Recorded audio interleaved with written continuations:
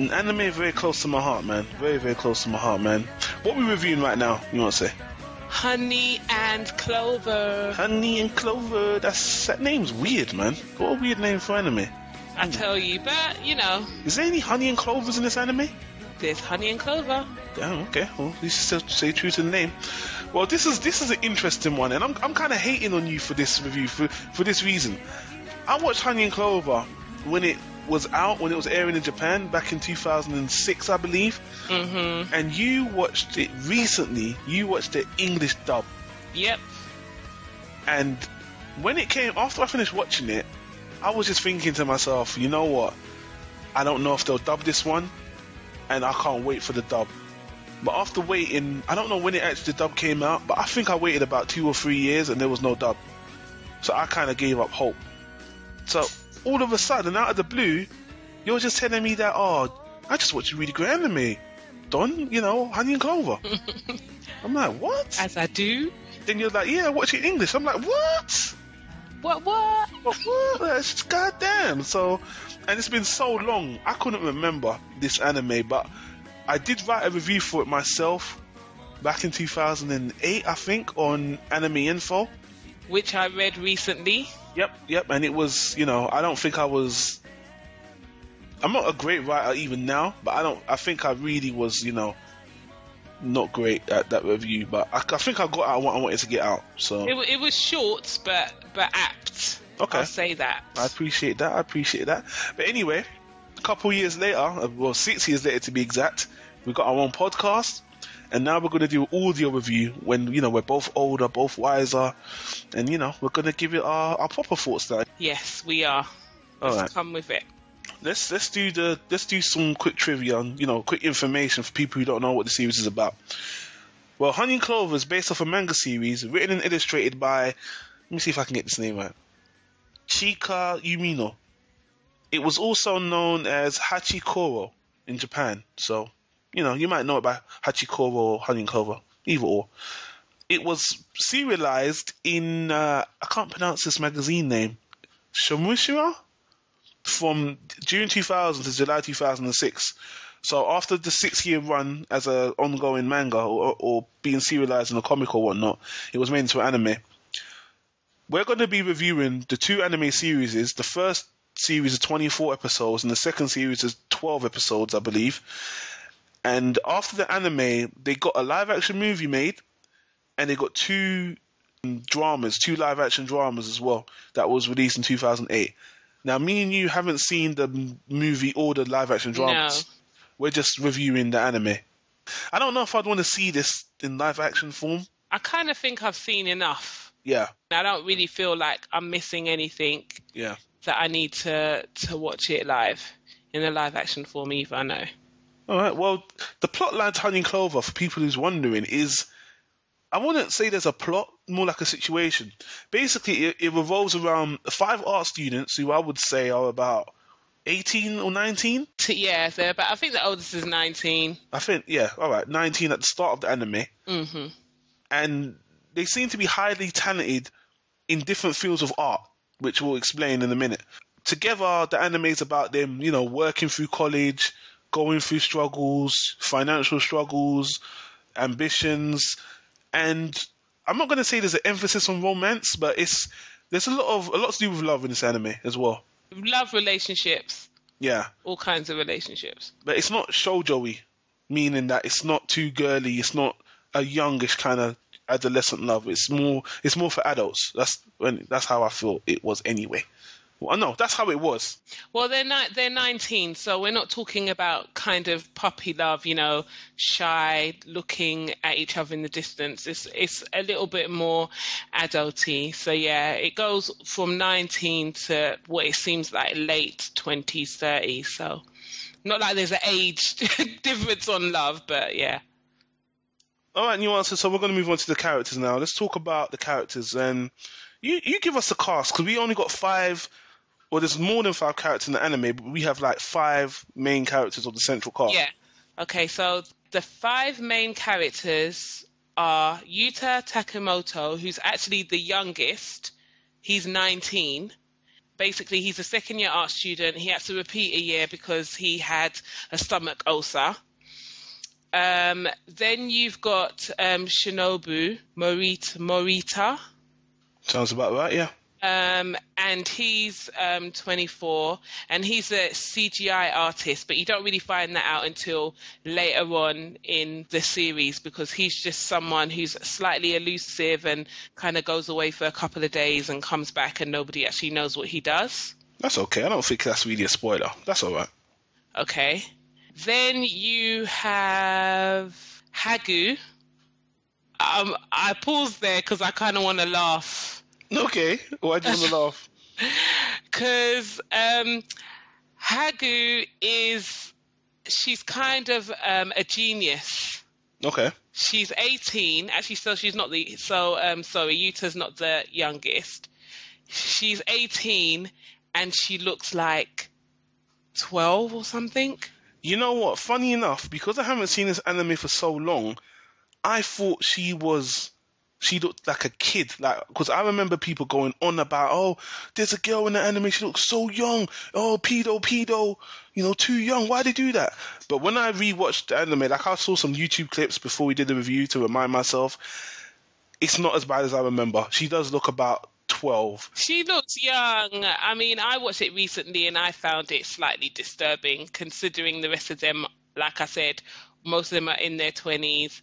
She's 18 and she looks like 12, and even for anime standards, 18, usually they're at the height of their looks in a sense, but she looks 12. It's really bizarre and she sticks out basically. But anyway, like I said, she's kind of a genius. She's a prodigy. That's a better word actually for what she is. And she draws and she paints and things like that. She's kind of like a jack of all trades, but she masters them all. So she's not a master of none. Then you've got, so who have I mentioned? Yuta, Hagu.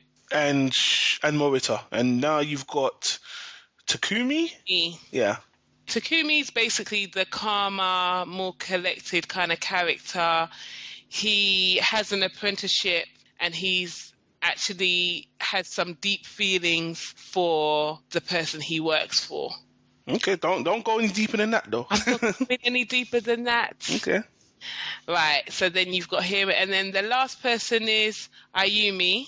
They call her the Iron Lady, I guess. She's like she specializes in pottery and ceramic arts. Mm-hmm. She's well loved in the school, and she's actually got a very deep affiliation for Takumi. And I forgot to mention that Takumi is more of a he's kind of like an architect kind of type. He designs for different firms, and like I said, he's actually doing an apprenticeship through the first series that you watch. So yeah. Those are your main cast then, yeah? Those are the main cast. Coolio. All right, since we brought up, before we move into animation, let's just mix the characters and storyline, because we gave a really brief synopsis for the storyline, because there isn't a storyline per se. There's these 5 characters in college. So I want to ask you, how did you feel about the characters and the situation they're in? I really like this. Before we even did this, I was trying to see if I can really find fault in this anime for what it is, and I really can't. I found that the characters were well developed, and a lot of things were kind of said straightforwardly. Straightforwardly is not a word, but it was said straight away at the beginning of the anime, especially the love triangles. There was nothing kind of hidden. There was no blushing or looking at each other from trees, wondering if they love me or if they don't. Things were kind of said straight away, which I kind of liked. You didn't feel a soap opera vibe? There was no Days of Our Lives in this. And we all know how, if you don't know, I hate Days of Our Lives, that kind of bullshit. So, it was just kind of straightforward. So I really enjoyed all of the characters for what they were. It was slightly complex. There was some complexities at moments, but there wasn't anything that was off-putting. But what I would say is that me watching the dub, it was a much better watch for me. I had a better understanding of the characters watching the dub than I think I would have if I watched the sub. Okay. Because when I watched this anime, I remember reading the sub, and I remember, just like you, I felt the characters really felt alive and mature. Really, really mature.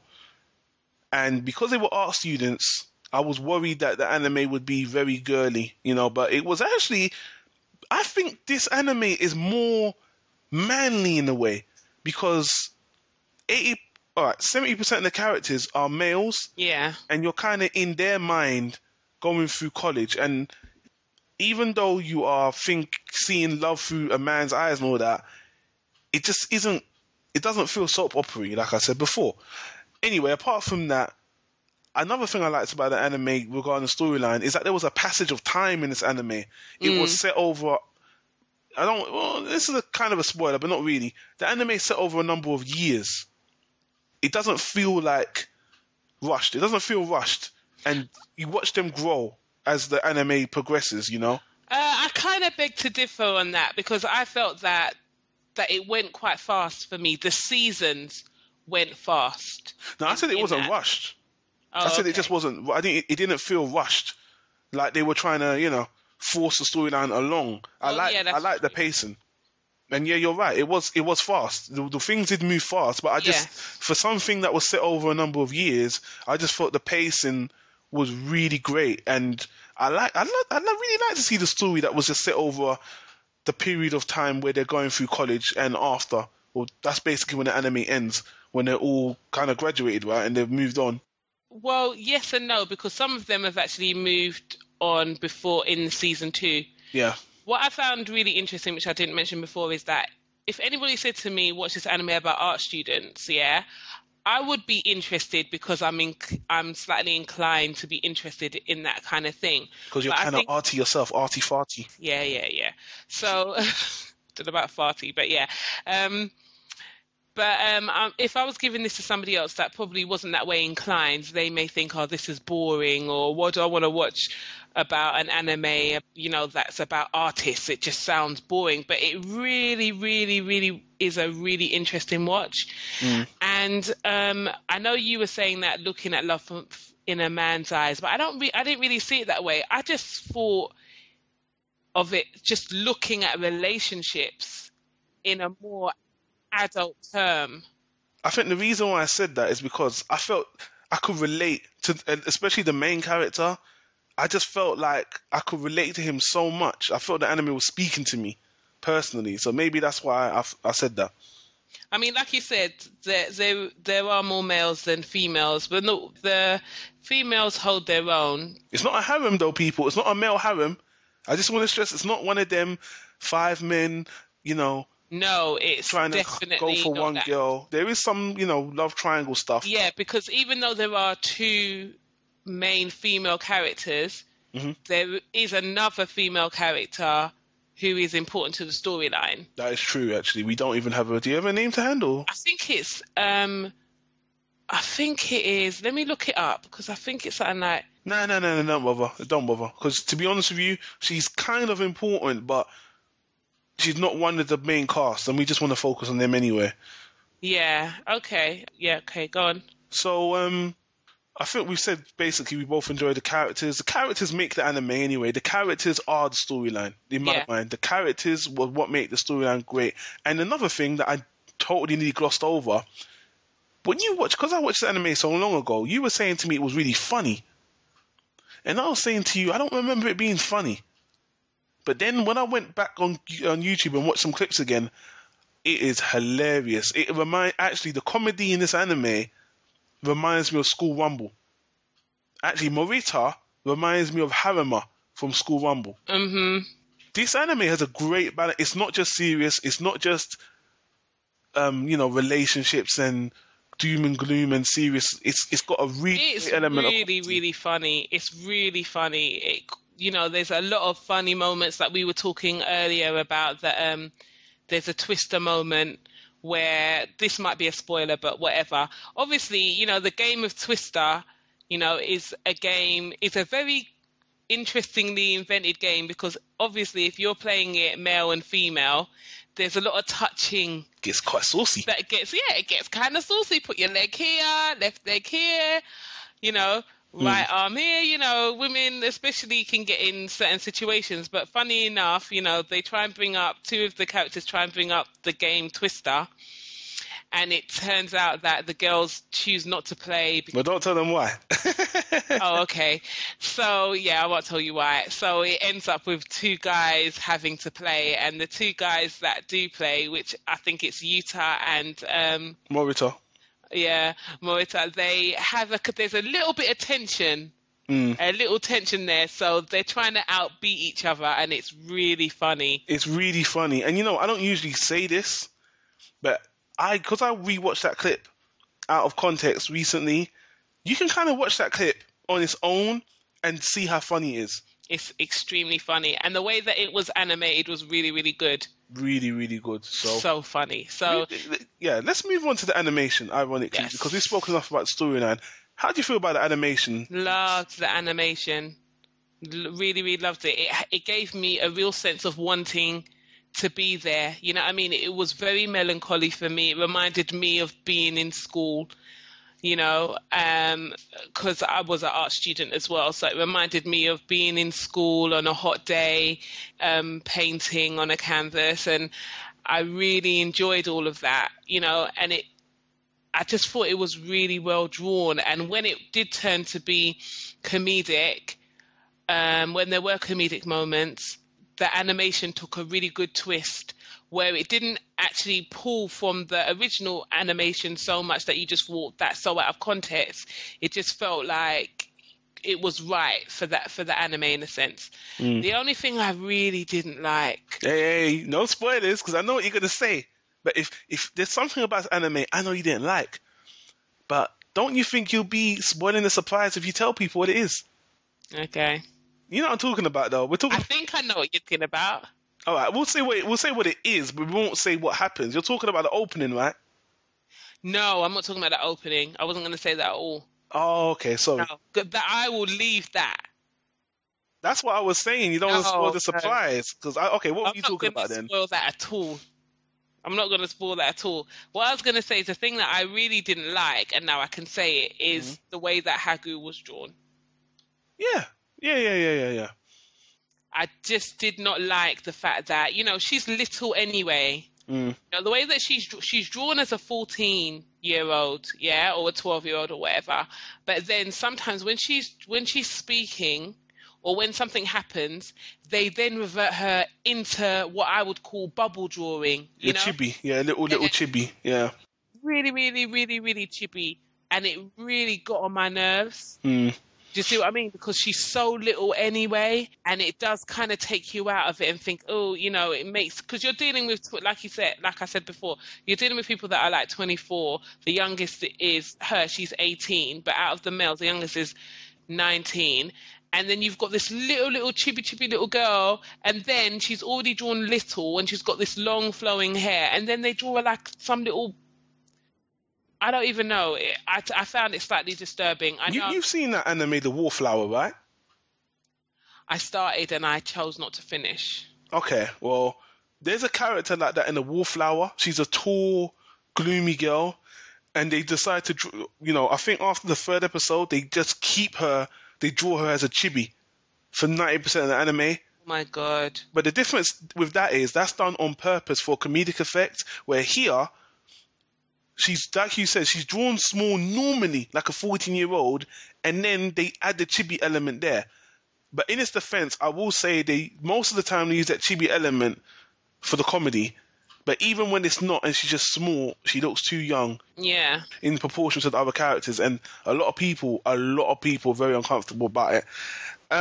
My opinion on that is I felt uncomfortable at first, and then later I just kind of you know what? In anime now, it's I've seen that in a lot of anime now. So in this anime, it was a little bit extreme, actually. It was extremely extreme, and there were points in the anime where I just wanted them to show her grown up, because the thing is, they didn't turn around and say that she had an issue. You know what I mean? There's a reason why she's this small. anything like that. So there was elements in the anime where I thought, where she was in certain situations where I wanted her to look like a grown up. Yeah. I thought it was important that she did, and that didn't happen. So in regards to the animation, that's the only thing that I really had to put in a box. That's to me, that's very questionable as well. I have to agree with you there. But for me, things I loved about the animation were, because it's an anime based on art students. I'm just going to basically re-emphasize what you're saying. It felt very arty, especially the opening. The opening, it's like the opening was done by an art student. Let's put it that way. And there's other episodes where, I mean, the character designs are really nice. The facial, I don't really like the way they drew the faces, to be honest with you. It looks kind of lazy at times, and other times kind of detailed. The same thing with Hagu, where they draw big and small. They did that sometimes, but other times they would use great animation. They would use effects like matrix effects. Most of them were for comedy, though. When it got serious, it was usually just drawn normally, and it was very beautiful. Colors were nice. It looks very adult. And one thing I really love was the ending scene with the Ferris wheel. I really loved that. Yeah, I really loved that. And I'm surprised that you really did not remember. You had to see a clip to remember how funny this was. I did. And the reason why is because I identified so much with Utah, his storyline, and one other, I don't want to say soap opera, so one other love triangle stood out for me, and I forgot all the comedy, except for Morita, who is very comedic. I always remembered him coming in and being funny, because that's his character. One of those, kind of like a smiling clown. Like, he was so happy that I knew that there was something else going on. I'm not trying to spoil it for people, but when someone always comes in with a smile, always coming in joking, you're like, there's probably something under there. People always say comedians can always do great dramatic parts, because there's always a source of sorrow in a comedian that they can always bring out. It's two extremes, isn't it? Yeah, exactly. So anyway, let's move on to the sound, because I know we've gone on a bit. You watched the English dub. I did. I watched the Japanese language. Now, I always say this nowadays on reviews. When you watch the Japanese language with English subs, I'm not Japanese. I can't comment on the voice actors because I don't speak Japanese. I can't tell you whether they're good or bad. What I can say, and what I did notice from rewatching it, the voice actress for Hagu, even in Japanese, her voice is really weird. Now, I don't want to ask you what it's like in English, but in the Japanese, she had this hoarse, low kind of hoarse voice, and she spoke really slow. Even for, I'm not saying I understand the dialect of Japanese, but she has a really unique voice. It's kind of cool. It stands out. Let me just the reason why I bring it up is because it stands out. Even in Japanese, it stands out. So as for English, I'm curious to know. And yeah, it was fine. I didn't have a problem with the Japanese language at all. It was really funny. The sound was good. The opening music was good. Everything around was just good. So, but I'm really interested to hear. I wish you heard some of the Japanese actually, so then you'd be able to compare. But I can only ask you now what you thought of the dub. It was fine. Her voice was apt for her body. Put it that way. It was very babyish. It was very soft. She didn't speak that much. Yeah, she basically made a lot of sound, lot of baby sounds. But she was very like that all the time. Very soft spoken. Very, very chippy. Just apt. It was not out of place for the way that she was drawn. So I had no problems with that at all. The dub was good. I was really happy with the dub. Okay, so before we give our ratings, you got any final... Well, actually, I got final thoughts, and you can go after me on this anime. I just think this anime is one of the few... This is... You see, I always tell people, my favorite genre of anime is josei, which is anime that's geared towards older women. The reason why I find these animes more interesting, because one, I find the female perspective very, very interesting and enlightening. And they're adult dramas. Most of the josei titles are adult dramas, like Paradise Kiss, like The Eternity You Wish For. And I really like realistic adult dramas. And in most cases, that's josei. With seinen, I'm not trying to. I'm not trying to go through all this demographic again. But I'm just saying, with seinen, when it's an adult male anime geared towards adults, it usually means it's either mentally complexing, extremely violent. It's more meaty and violent and serious, but it's not. But you know, the female adult stuff is more just dramatic and realistic and about kind of slice of life stories. So for me, this is a great slice of life anime with characters that were very realistic, lovable characters, great animation, really great storyline. I love the pacing. When I finished this anime 6 years ago, I loved it, completely loved it. Now the dub is out, I'm going to rewatch it. My rating is going to be first class for now, but if I watch it in English and I love it, it might go to my Hall of Fame, because I think this is one of the best anime dramas I've ever seen. It's up there as one of my favorites. And anyway, I'm kind of biased because I love this kind of anime in particular. But if you're a college student, and you like slice of life animes that are based on real people, real characters, this anime is perfect for you, first class. Okay.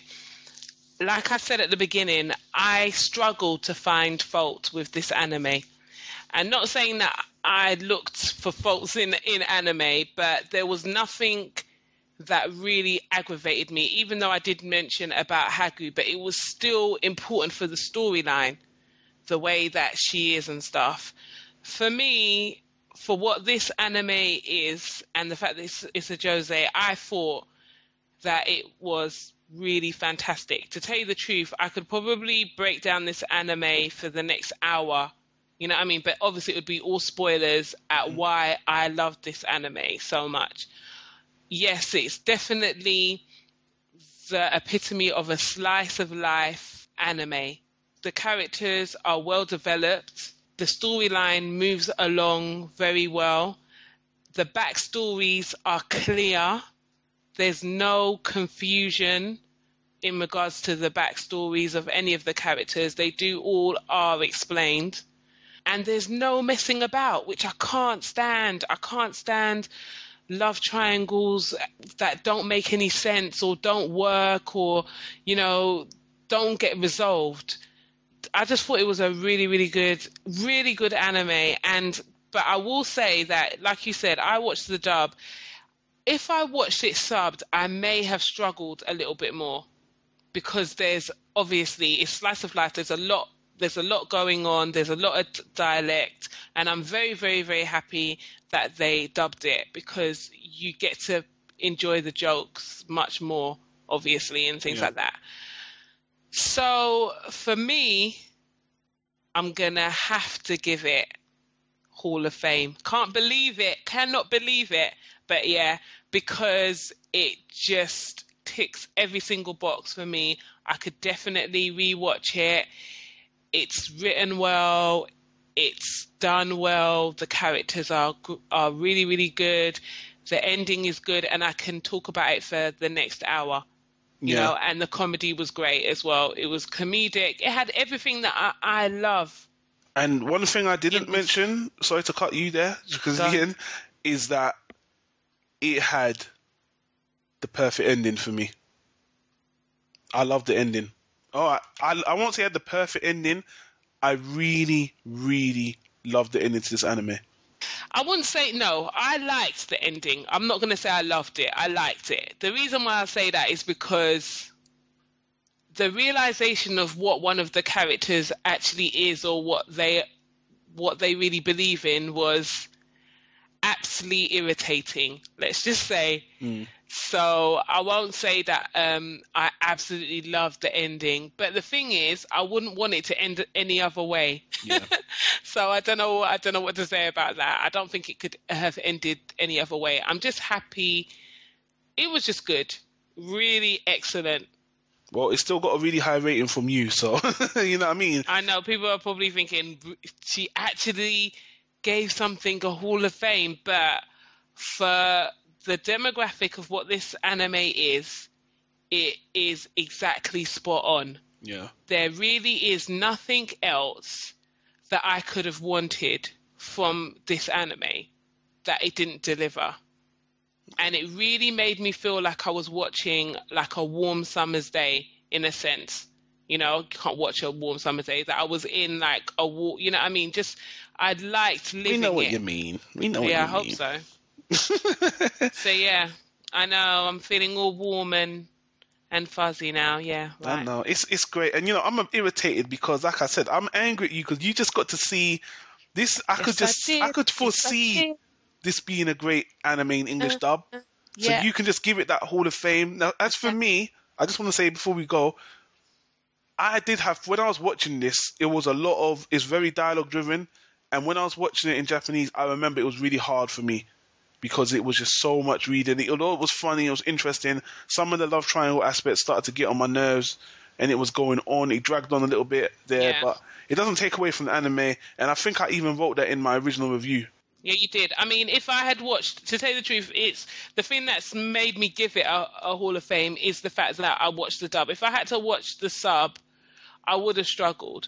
Yeah. I would have, because it's a lot of dialogue, and to listen to someone drone on about their love and why does he not feel this way about me, or why does she not feel this way about me, is one thing, but to have to read it, it's another thing altogether. So it would seem like it's going on forever. So if I was going to just give the sub, I would have given the sub a first class because of that. So yeah, I agree with your rating, but the dub was really good dub. Well, the good news is I have a reason to watch it again. Indeed. So I'm really going to enjoy that, man. So people, Honey and Clover, check it out, man. And lastly, looking at the reviews on this on YouTube, people are loving this shit. This actually was the most talked about anime at the time. That's another reason why I watched it. It was getting so much hype, and every review I've seen, people adore it. So, if you like this kind of thing, if you look at everything we said about it and you like this type of anime, chances are you found a really great one to watch. Definitely.